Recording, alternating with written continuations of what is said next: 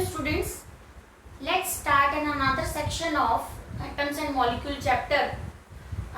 Lewis structure है ना. Lewis structure की हेल्प से फिर हम केमिकल बॉन्डिंग वाला चैप्टर करेंगे. I hope you are practising with chemical reaction balance का प्रैक्टिस करोगे. हम अभी इस सेक्शन में फिर से एक दो केमिकल रिएक्शन करेंगे. तो अभी हम जो स्टार्ट कर रहे हैं, लुईस स्ट्रक्चर क्या होता है वो आपको ड्रॉ करना आना चाहिए. उसी से रिलेटेड होता है chemical bonding chapter. What is chemical bond? So हम जानते हैं कि जैसे H2 है ना, या फिर हाइड्रोजन गैस है, या फिर H2O है. ये कैसे फॉर्म हो रहा है? हमको पता है कि there is a definite ratio of these atom when they combine and form molecule, है ना. ये हमने लॉ ऑफ केमिकल कॉम्बिनेशन में पढ़ा है कि एक डेफिनेट रेशियो में ये कंबाइन होते हैं. लेकिन हाउ दे आर कंबाइनिंग, है ना. तो उससे रिलेटेड जो फिनोमिना है उसको बोलते हैं केमिकल बॉन्डिंग. ठीक है. केमिकल बॉन्डिंग मतलब अगर दो सिमिलर एटम है ना, और या डिसिमिलर एटम्स हैं, वो आपस में कैसे बॉन्ड बना रहे हैं, कैसे केमिकली कंबाइंड होते हैं, है ना, उसको बोलते हैं व्हेन टू और मोर एटम सिमिलर और डिसिमिलर गेट कंबाइंड केमिकली, है ना. दैट फॉर्मेशन ऑफ बॉन्ड, है ना, with chemical interaction is known as chemical bonding, है ना. तो दो ये जो एटम है, ये तो सेम एटम है. यहाँ पर एक हाइड्रोजन और हाइड्रोजन एटम कंबाइन हुआ है, यहाँ पर दो हाइड्रोजन और एक ऑक्सीजन एटम कंबाइन हुआ है. One oxygen atom and two hydrogen atom combine हुआ है ना. तो ये फॉर्मूला फॉर्म हुआ है. एक तो हमने मेथड पढ़ लिया है कि कैटायन और एनायन के कॉम्बिनेशन से केमिकल फॉर्मूलाज बनते हैं, है ना. लेकिन मॉलिक्यूल कैसे बनते हैं? मॉलिक्यूल बनते हैं केमिकल बॉन्डिंग से, है ना. तो वो जो फिनोमिना है वो हमको समझ में आता है लुईस स्ट्रक्चर से. लुईस स्ट्रक्चर क्या होता है, आज हमको वही करने का है. Lewis structure, as you know, Lewis the name of the scientist है. यहाँ पर एक साइंटिस्ट का नेम है लुईस. उन्होंने जो स्ट्रक्चर दिया था एक एटम को डिफाइन करने के लिए, वो हमको देखने का है. उसी से हम सीखेंगे कि केमिकल बॉन्ड कैसे फॉर्म होते हैं. तो सबसे पहले लुईस स्ट्रक्चर के लिए आपको कोई भी एटम का आउटर इलेक्ट्रॉनिक कॉन्फ़िगरेशन यानी इलेक्ट्रॉनिक कॉन्फ़िगरेशन पता होना चाहिए, और मोस्ट इंपॉर्टेंटली लास्ट ऑर्बिट के इलेक्ट्रॉन पता होने चाहिए. So what is Lewis structure is denotation, means denotation of an atom with its last orbit electron, last orbit electrons. As you know, importance of last orbit electron, आपको पता है कि last orbit जो electron होते हैं उनकी कितनी importance है. वही इलेक्ट्रॉन डिसाइड करते हैं कि वो एटम मेटल फॉर्म करेगा कि नॉन मेटल फॉर्म करेगा कि सेमी मेटल फॉर्म करेगा. ये हमने डिस्कस किया है कि आउटर मोस्ट में 1, 2 और 3 इलेक्ट्रॉन होते हैं. तो जो एटम्स होते हैं वो इजीली अपने इलेक्ट्रॉन लूज कर देते हैं, पॉजिटिव बनते हैं और मेटल होती है. ठीक है. So these last orbit electron पे फोकस होता है लुईस स्ट्रक्चर का, कि मतलब आप इलेक्ट्रॉन से एक एटम को कैसे डिस्क्राइब करोगे. इसलिए आपको क्या पता होना चाहिए कि उस एटम के लास्ट ऑर्बिट इलेक्ट्रॉन कितने हैं. ठीक है. So with its last orbit electron, electrons are represented by और denoted by either of dot, है ना, या तो डॉट साइन से आप एक्सप्लेन करोगे या एस्ट्रिक से एक्सप्लेन करते हैं. यानी अभी हम एग्जांपल भी करते हैं कि दीज इलेक्ट्रॉन जो लास्ट ऑर्बिट के इलेक्ट्रॉन है, या तो उनको डॉट से एक्सप्लेन करेंगे या एस्ट्रिक साइन से एक्सप्लेन करते हैं. So denotation of atom with its last orbit electron, this structure is known as Lewis structure. ठीक है. तो लुईस स्ट्रक्चर का समझ में आ गया. हमको लास्ट ऑर्बिट इलेक्ट्रॉन पता होना चाहिए. दूसरा, उन इलेक्ट्रॉन को रिप्रेजेंट करने के लिए आप या तो डॉट से रिप्रेजेंट करोगे या एस्ट्रिक साइंस. Now example. अब एग्जांपल देखते हैं हम. सपोज करो आपको कौन से एटम का, हम हाइड्रोजन से स्टार्ट करते हैं. हाइड्रोजन के आउटर मोस्ट में कितना इलेक्ट्रॉन है, उसके ऑर्बिट ही एक है, आउटर मोस्ट इनर मोस्ट जैसा कुछ है नहीं. तो hydrogen is denoted by 1 electron only because it has 1 electron. तो हाइड्रोजन को कैसे एक्सप्लेन करेंगे? हाइड्रोजन और ये डॉट. ठीक है. हाइड्रोजन के ऑर्बिट में एक इलेक्ट्रॉन है उसका. अब हम ऐसे एलिमेंट्स लेते हैं जिनके 2 या 2 से ज्यादा ऑर्बिट्स होते हैं. जैसे एग्जांपल ले लो आप, ये एग्जांपल हाइड्रोजन का हुआ. सेकेंड एग्जाम्पल हम लेते हैं सोडियम का। सोडियम का सबसे पहले फिर से रिवाइज करो, एटॉमिक नंबर 11 होता है ना। 11 को कैसे अरेंज करेंगे इलेक्ट्रॉनिक कॉन्फ़िगरेशन में? 2, 8 and 1। That means sodium has 1 electron in its outer most orbit. तो ये तो हुआ एटॉमिक स्ट्रक्चर ऑफ सोडियम, है ना, ये एटॉमिक स्ट्रक्चर को एक्सप्लेन करना, ये इलेक्ट्रॉनिक कॉन्फ़िगरेशन हुआ। अब इसका लुईस स्ट्रक्चर कैसे फॉर्म करेंगे? आउटर मोस्ट ऑर्बिट में इलेक्ट्रॉन एस्ट्रिक बना सकते हो और सोडियम डॉट, क्योंकि उसके आउटर मोस्ट ऑर्बिट में एक ही इलेक्ट्रॉन है। इसको बोलते हैं लुईस रिप्रेजेंटेशन या लुईस स्ट्रक्चर ऑफ सोडियम, है ना। ये तो डिटेल स्ट्रक्चर है वो पूरा सोडियम का। आपने सोडियम को कैसे उसका एटॉमिक नंबर, एटॉमिक वेट से एक्सप्लेन कर रहे हो, ये उसका इलेक्ट्रॉनिक कॉन्फ़िगरेशन लिख रहे हो। लेकिन केमिकल बॉन्डिंग में जो काम आता है वो लुईस स्ट्रक्चर है, क्योंकि केमिकल बॉन्डिंग में लास्ट ऑर्बिट के इलेक्ट्रॉन पार्टिसिपेट करते हैं, है ना, क्योंकि अंदर वाले इलेक्ट्रॉन ऑलरेडी ऑक्टेट है और न्यूक्लियस के साथ बाउंड है। जो भी रिएक्शन होती है या जो भी केमिकल बॉन्डिंग होगी वो आउटर मोस्ट इलेक्ट्रॉन से ही होती है। तो ये सोडियम का रिप्रेजेंटेशन हो गया। ऐसे ही हम बहुत सारे एटम्स की प्रैक्टिस के लिए हम ड्रॉ करते हैं। कैसे लुईस स्ट्रक्चर ड्रॉ करते हैं? डायरेक्टली भी पूछा हुआ होता है कि what is the Lewis structure of oxygen. तो ऑक्सीजन के स्ट्रक्चर दिए हुए होते हैं, आपको फाइंड करना है। तो हम कुछ एग्जांपल्स करते हैं, 2 एग्जांपल, थर्ड एग्जांपल लेते हैं हम ऑक्सीजन का। ठीक है, हम पूरा डिटेल ही लिख रहे हैं।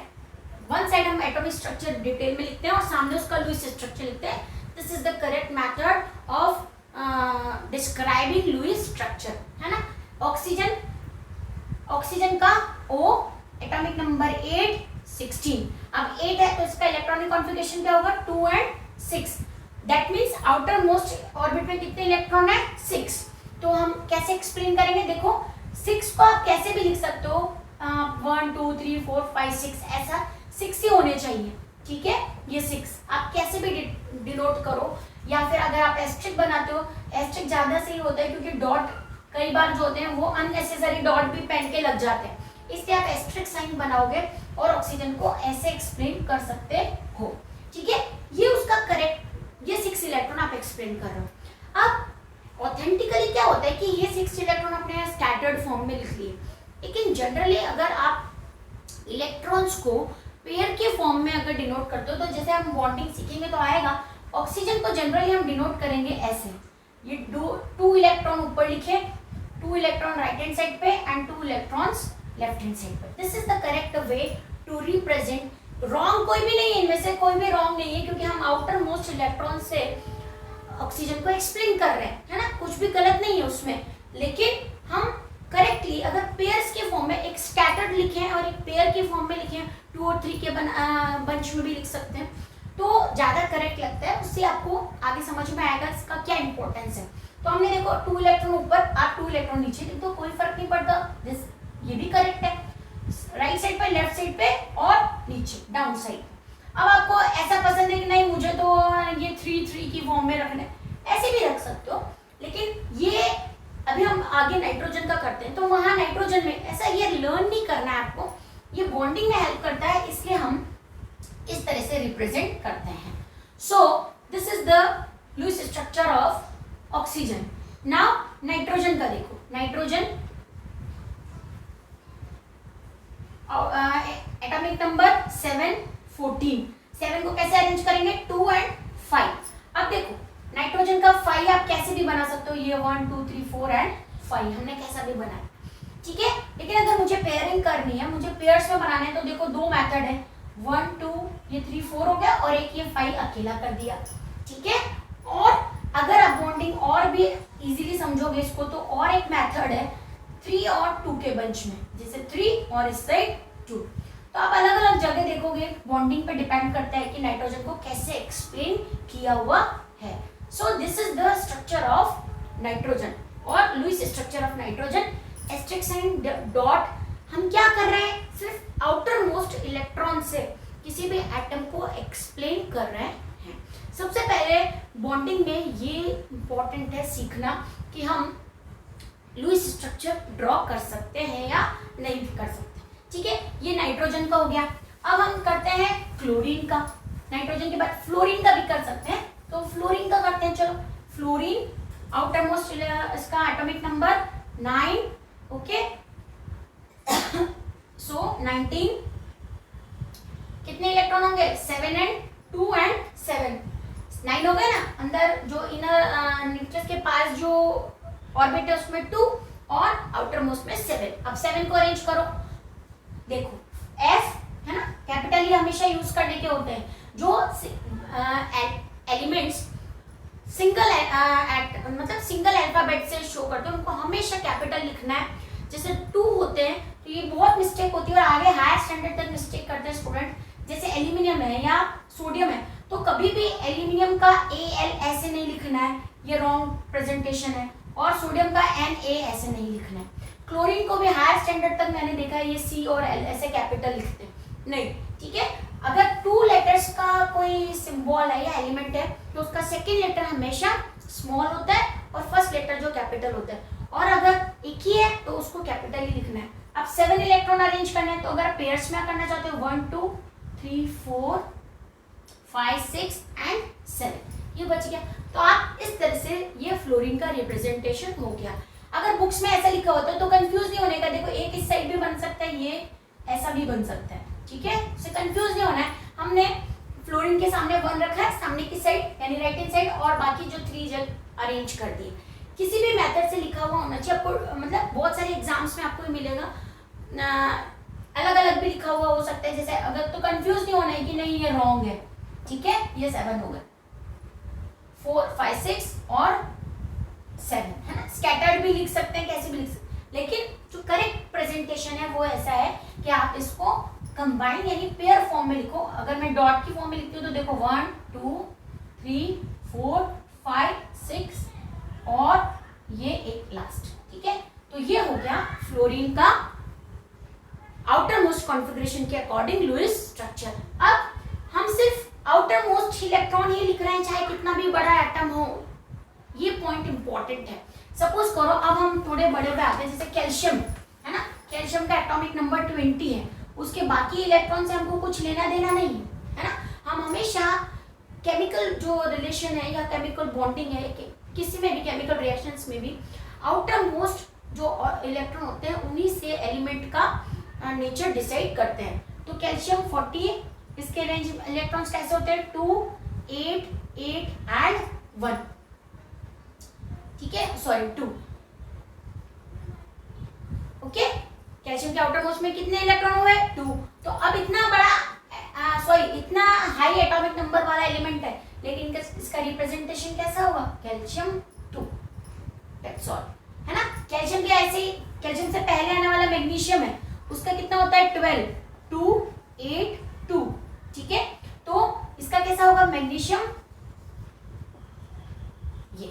That means calcium and magnesium have similar nature. उनका नेचर जो है वो सिमिलर होगा क्योंकि दोनों के आउटर मोस्ट में कितने कितने इलेक्ट्रॉन है 2 इलेक्ट्रॉन है. So this is all about Lewis structure. अगर आपको लुईस स्ट्रक्चर ड्रॉ करना है ना, कोई भी मॉलिक्यूल को रिप्रेजेंट करना है तो उसकी लुईस स्ट्रक्चर आपको पता होने चाहिए. अगर लुईस स्ट्रक्चर आता है तो हम नेक्स्ट सेक्शन पे आगे बढ़ेंगे chemical bonding and types of bond. तो आपको प्रैक्टिस के लिए जो लुईस स्ट्रक्चर ड्रॉ करने हैं आप सपोज करिए आपको करने पर है ना तो बेरिलियम का कीजिए फॉर एग्जांपल. प्रैक्टिस के लिए बेरिलियम का कीजिए. देन आप एल्यूमिनियम का लुईस स्ट्रक्चर ड्रॉ करो. फिर उसके बाद क्लोरीन का करो. फ्लोरीन का हमने किया है ना, क्लोरीन का किया. फिर उसके बाद सोडियम क्लोरीन के हमने दोनों कर लिए. और भी अगर रिप्रेजेंट करना चाहते हो तो मेथड में कार्बन का करो. ठीक है, ऑक्सीजन का हमने कर लिया तो अब सल्फर का करो. सो दिस इज योर प्रैक्टिस. आप अपनी प्रैक्टिस के लिए इनके लुईस स्ट्रक्चर ड्रॉ करके प्रैक्टिस करोगे तो आपको आगे यानी हम जो सीखेंगे केमिकल बॉन्डिंग वो लुईस स्ट्रक्चर से ही सीखेंगे. Okay, thank you. That's all for today.